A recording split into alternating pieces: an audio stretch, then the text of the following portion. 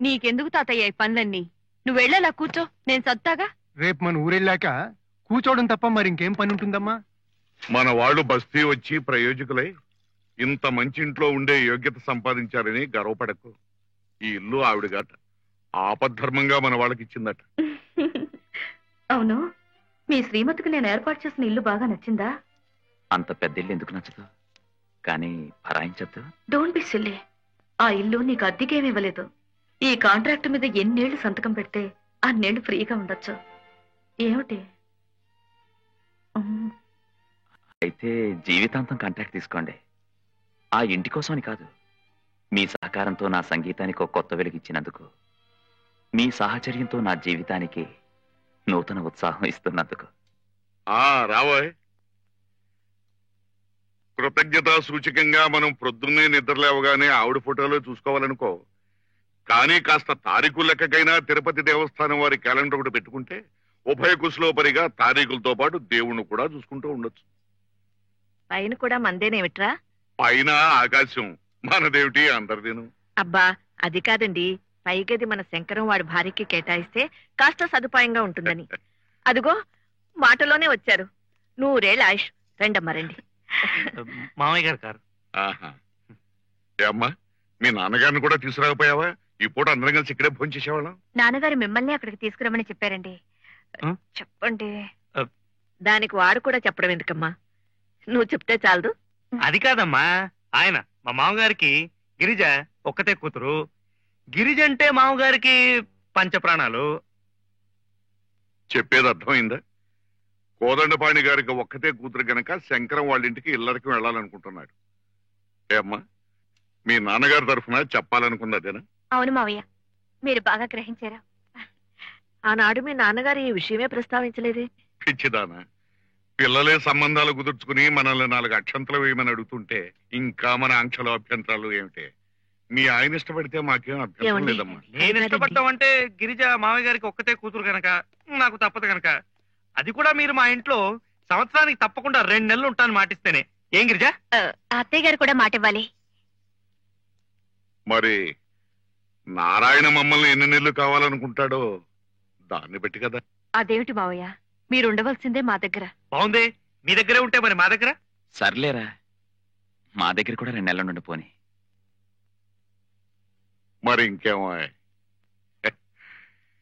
ఇద్దరూ కలిసి మనకి సంవత్సరానికి 4 నెలలు హామీ ఇచ్చారు. ఒప్పుకోవడానికి Murri. Hello, hi Shanku. Hi Narri. Where is Murri? లోపల ఉన్నాడు. మురళి, నీకోసం దివ్య వచ్చిందిరా. హాయ్. హలో దివ్య.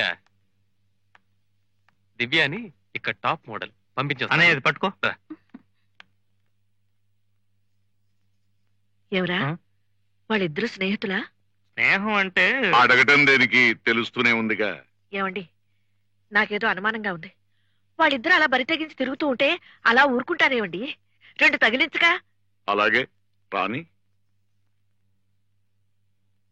మురళి, ఇలారా.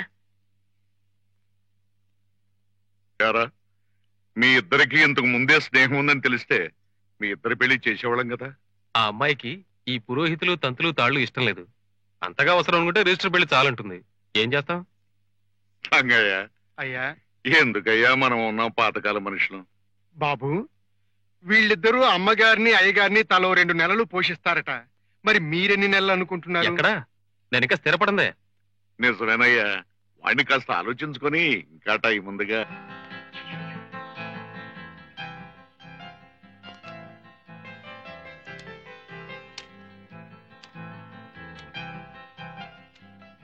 మన పిల్లల్ని చూస్తే మీకేమనిపించింది? లక్షణంగా ప్రయోజకులయ్యారు. వాళ్ళ దారేదో వాళ్ళు వెతుక్కుంటూ వెళ్ళిపోతున్నారనిపించింది. మనకి దూరంగా వెళ్ళిపోతున్నారని అనిపించలేదా? అనిపించినా ఇప్పుడు మనం ఏం చేయగలం? అదేమిటండి, మన కళ్ళ ముందు వాళ్ళు అలా ప్రవర్తిస్తుంటే నయాన్నో భయాన్నో మందలించొద్దా? పిచ్చిదానా, భక్తితో ప్రాధేయపడ్డా భగవంతుడే మన మాట వినలేదు. మన బిడ్డను మనకు దూరం చేశాడు. అయినా వాళ్ళు ఇప్పుడు ఏ నేరం చేశారని మనల్ని తలో 2 నెలలు పంచుకుంటా ఉన్నారు. వీలైనంత వరకు మంచి చెడ్డ చూస్తా ఉన్నారు. ఇంతకంటే వాళ్ళు మాత్రం ఏం చేయగలరు? అదేమిటి బాబు, వాళ్ళు ఏం చేద్దామని ఇక్కడికి వచ్చారో అది మర్చిపోయి వాళ్ళ స్వార్థమే వాళ్ళు చూసుకుంటున్నారే, అది తప్పు కదా? అంతకన్నా పెద్ద తప్పు నేను చేశానేమోనయ్యా. బంగారం లాంటి నీ మనవరాల్ని నా ఇంటి కోడలుగా చేసుకున్నాను. ఇప్పుడు నారాయణమూర్తి ప్రవర్తన చూస్తుంటే సీత జీవితం ప్రశాంతంగా సాగుతుందా అని.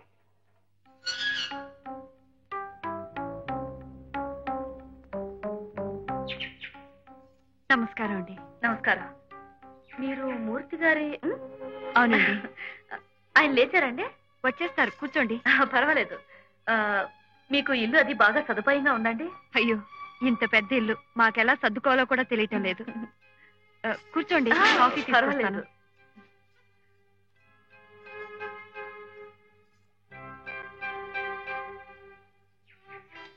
హలో, గుడ్ మార్నింగ్ అండి. Hi, good morning.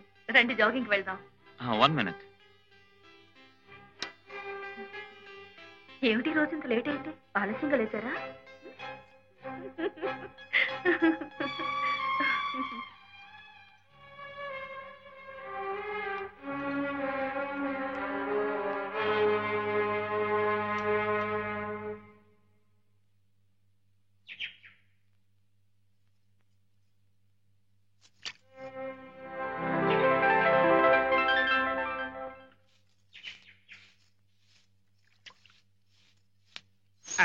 అమ్మా, కుక్కలు ఉన్నాయా అమ్మా?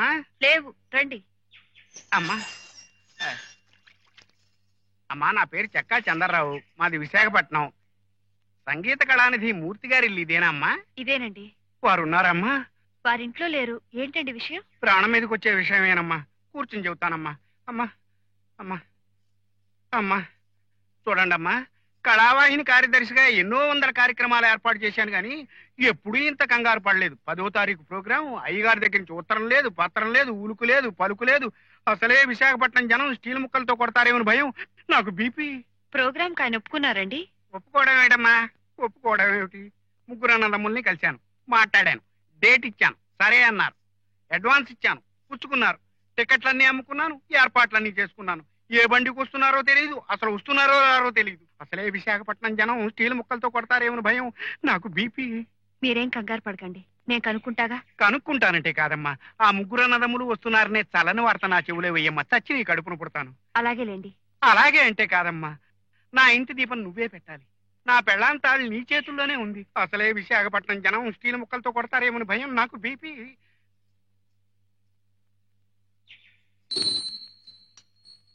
రావుదురా రా. హనుమాన్లో అమ్మగారిని పిలు. గుడికి వెళ్ళిందట కదా, చెప్పాళ్లే. నువ్వు ఒక్కతో వచ్చావేంటోదినా? అన్నయ్య రాలేదా? లేదు, ఈ నెల 10వ తారీఖు కళావాహిని ప్రోగ్రాం ఏదో ఒప్పుకున్నారటగా, వాళ్ళ సెక్రటరీ వచ్చాడు. అదా, గుర్తులేదు వదినా. ఇది మాకు సీజన్ కదా, ఈ నెలంతా కాంట్రాక్ట్లు, టెండర్లు వీటితోనే సరిపోతుంది.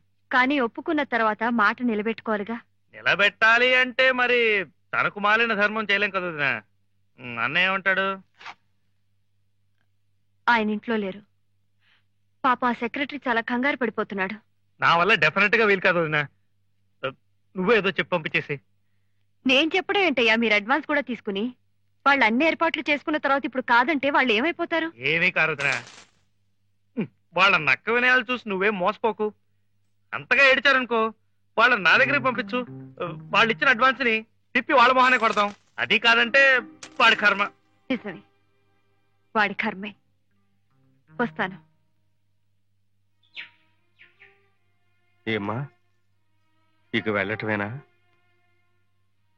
అంతేనమ్మా, ఈ డబ్బు మాయ ఉరితాళ్లా బిగించేస్తుంది. నా బాధ అది కాదయ్యా. ఏ విద్యనైతే దైవంలా కొలిచారో దాన్నిలా నిర్లక్ష్యం చేస్తున్నారే, ఆ పాపం ఊరికే పోతుందా? అది నా భయం.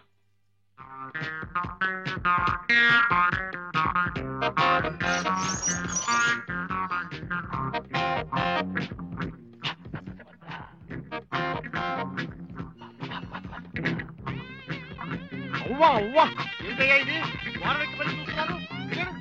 దిగవయ్యా బాబు, దిగవయ్యా బాబు, దిగవయ్యా.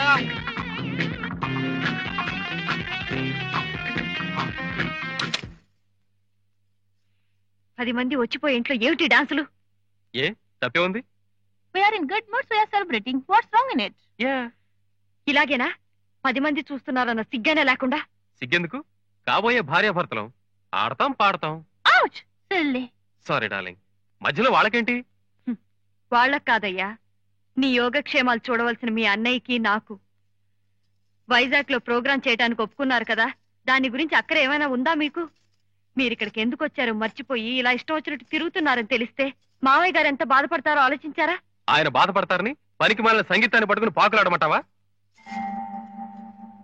పిచ్చి పిచ్చి ఫోటోల్లో శరీరాన్ని అర్ధనగ్నంగా ప్రదర్శించడానికి పనికొచ్చిన సంగీతం జీవితానికి పనికిరాదా? అంత పనికొస్తుందని నమ్మకం ఉంటే అన్నయ్య నా పాంచాలి గారిని పట్టుకుని పాకులాడకుండా సంగీతాన్ని నమ్ముకుని బతకమని చెప్పు. రా దివ్య. బాయ్. తీసుకో, ఇది షాంపెన్. ఆఫ్టర్ ఆల్ ఆడవాళ్ళు తీసుకున్న లైట్ డ్రింక్. నీ పాతివ్రత్యం ఏం చెడిపోదులే.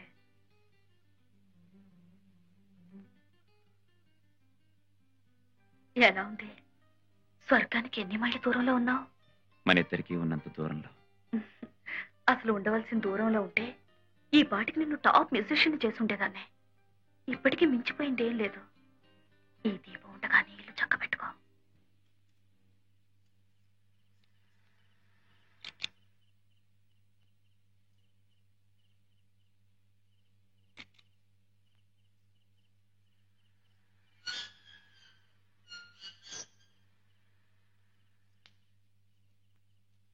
ఏమిటి ఇక్కడ కూర్చున్నావు?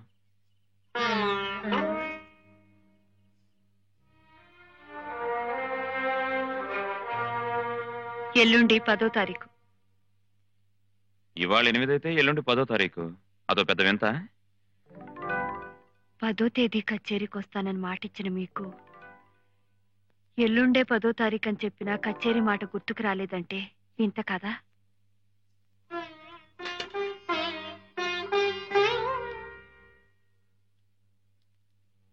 చూడు, నేను భోంచేసి వచ్చాను, నాకు వడ్డించొద్దు. అవును, 2వ తారీఖు లాండ్రీకి బట్టలేసాను, ఇంకా రాలేదు? లేదు. అనవసరమైన విషయాలన్నీ గుర్తుండే మనిషికి అవసరమైన విషయాలు గుర్తులేదంటే ఏమనుకోవాలి?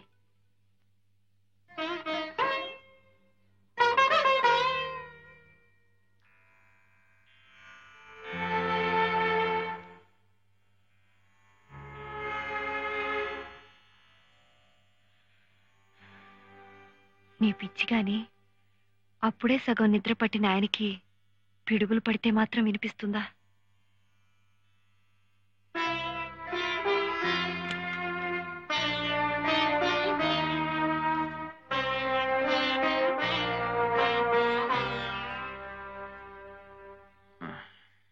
ఎల్లుండి విశాఖపట్నంలో కచేరీ. వాళ్ళిద్దరూ వచ్చేటట్లేరు, అందుకని నేనే వెళ్తున్నాను. రేపు చీకటితో కాస్త బట్టలు సర్దిపెట్టు.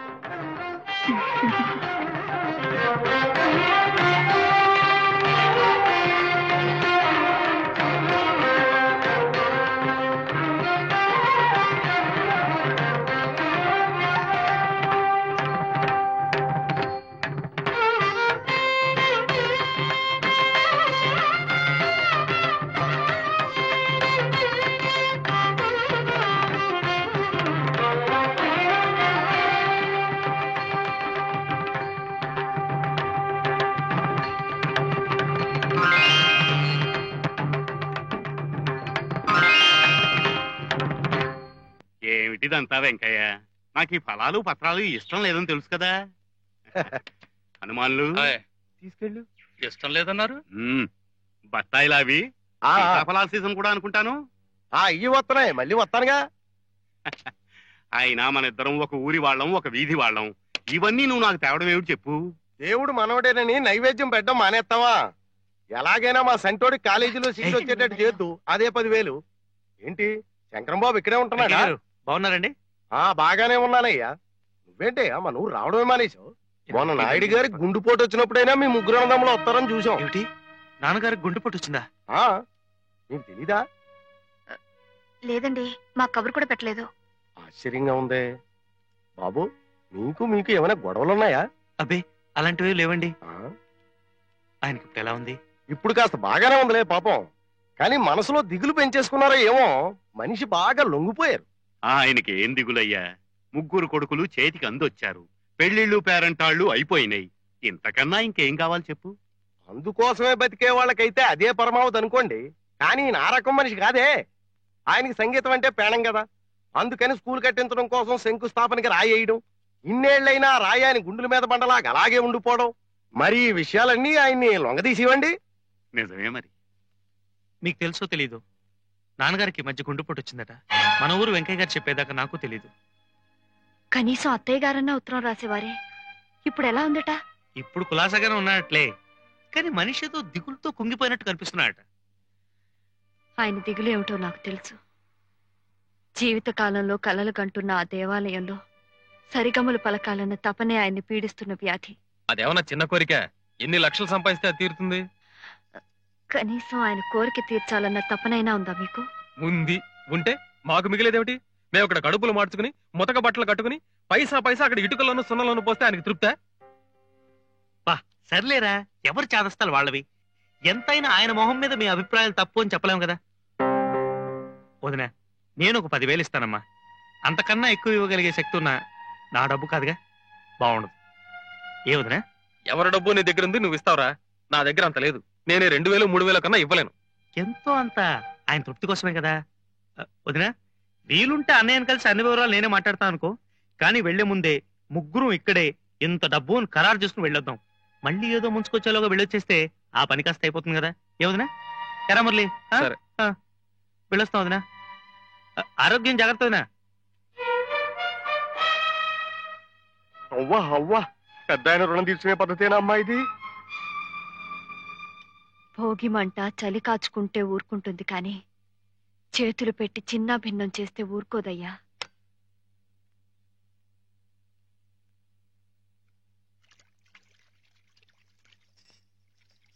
శంకరం మీతో ఏం మాట్లాడలేదా? నాన్నగారికి ఈ మధ్య ఆరోగ్యం బాగోలేదన్న విషయం గురించేగా.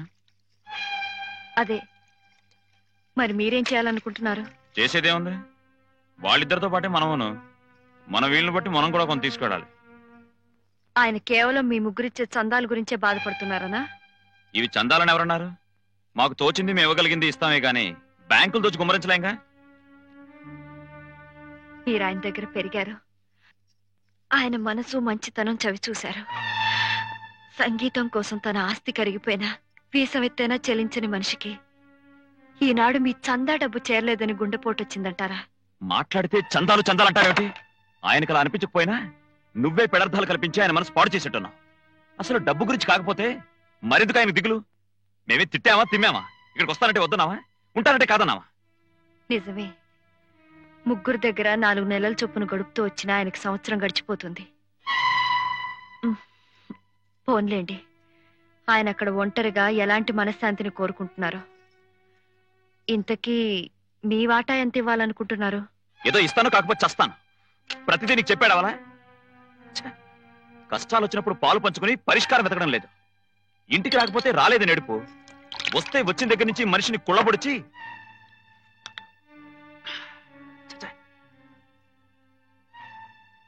పాంచాలి గారు 10,000 ఇచ్చి మన పరువు కాపాడుతున్నారు.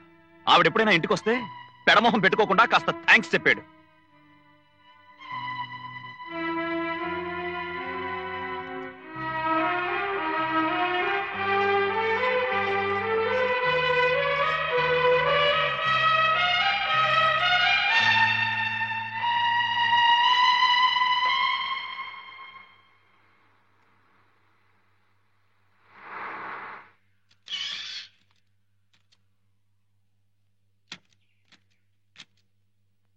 అక్కడ తిరుగుతుంది నాన్నగారేనా? ఆయనే. శుభ్రంగానే తిరుగుతున్నారే. నువ్వు చెప్పిన దాన్ని బట్టి చూపులు కూడా తక్కువ అనుకున్నాను. నేను వినదేగా. ఎరా, పరిస్థితి చూస్తుంటే వెంకయ్య చెప్పినంత బ్యాడ్గా లేదు. ఏం బ్యాడో గుడ్డో ముందు మన దుంప తెగింది. రండి బాబు రండి. బాగున్నారా బాబు? నీ ఒంట్లో బాగుంటుందా తాత? బాగానే ఉందమ్మా, నువ్వెలా ఉన్నావు? నాన్నగారికి ఏదో హార్ట్ అటాక్ అన్నారే, చూస్తే బాగానే ఉన్నట్టున్నారు. సంగీత భారతి కట్టడం లేట్ అయితే మళ్ళీ సెకండ్ స్ట్రోక్ వచ్చేది. ఏంటి బాబు? ఏం లేదు తాత. ఏం నాన్నగారు, మీ ఒంట్లో ఇప్పుడు కులాసాగా ఉంటుందా? పర్వాలేదు. మీ గుండెపోటు వచ్చినట్టు వెంకయ్య చెప్పేదాకా మాకు తెలియలేదు. మేమంతా కంగారు పడిపోయాం కూడా. ఎరానే మావయ్య, మందులు తీసుకుంటున్నారా? తీసుకుంటున్నానమ్మా. నువ్వు కులాసగా ఉంటున్నావమ్మా. లలిత, సీత. ఏ అత్తయ్య, బాగున్నారా? బాగున్నానమ్మా. ఏమండి సీత, లోపల తీసుకెళ్ళి. రండరా, లోపలికి రండి.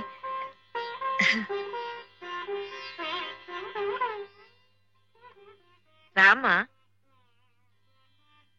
ఇక్కడేనా ఉండాల్సింది? ఎలాగో సర్దుకోమ్మా. ఓకే. మావయ్య గారికి ఇంత జబ్బు చేస్తే కనీసం కబురైన పంపారు కాదే అత్తయ్య? ఆయనే రాయొద్దన్నారమ్మా, మీ పనులు ఎందుకు చెడగొట్టడం అని. వెళ్ళి కాళ్ళు కడుక్కో. ఏదో ప్రమాదం ముంచుకొచ్చేస్తుందంటే మామయ్య గారికి కూడా చెప్పకుండా టెండర్ కట్టాల్సిన డబ్బు తీసుకొచ్చాను. పరిస్థితి చూస్తే పర్వాలేనట్టే ఉంది. ఇదిగో ప్రస్తుతం నువ్వు మాత్రం డబ్బు విషయం ఎత్తకే. బాగుంది. నేనెందుకు ఎత్తాను? మరీ సీరియస్ ఏమోనని నేను కూడా పాంచాల దగ్గర అప్పు చేసి తెచ్చాను. మురళి, ఇట్రా. బాత్రూమ్ అక్కడ ఉంది, నువ్వు వెళ్ళు. ఓకే.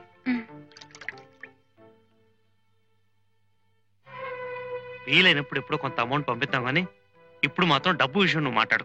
నేనెందుకు మాట్లాడతానరా? ఈ మాత్రం డబ్బు తెచ్చినందుకే దివ్యకి నాకు చాలా గొడవైంది. ఏదో నలుగురితో పాటు నారాయణ మేము వచ్చాం అంతే.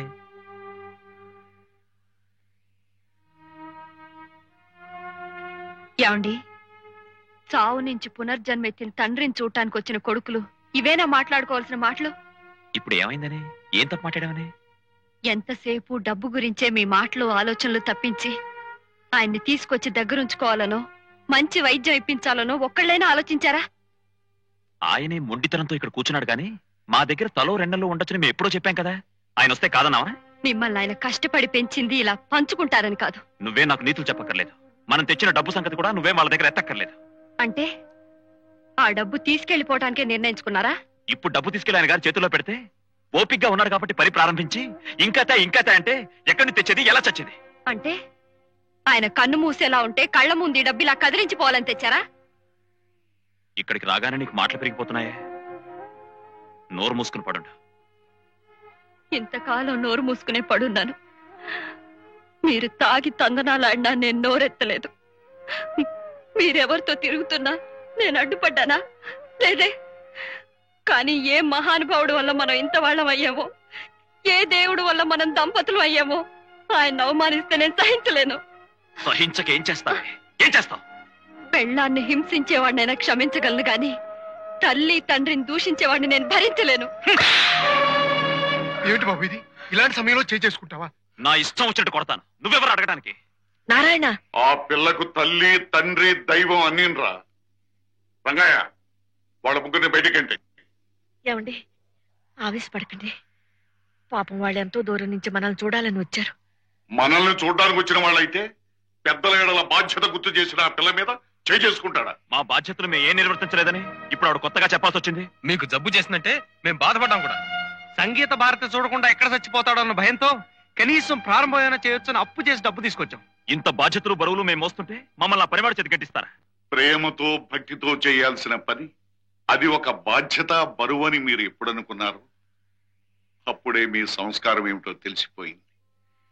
ఏ సంగీతాన్ని నా ప్రాణమని నమ్మాను, ఏ సంగీతానికి ఇక్కడ ప్రాణప్రతిష్ఠ జరగాలని ఆశ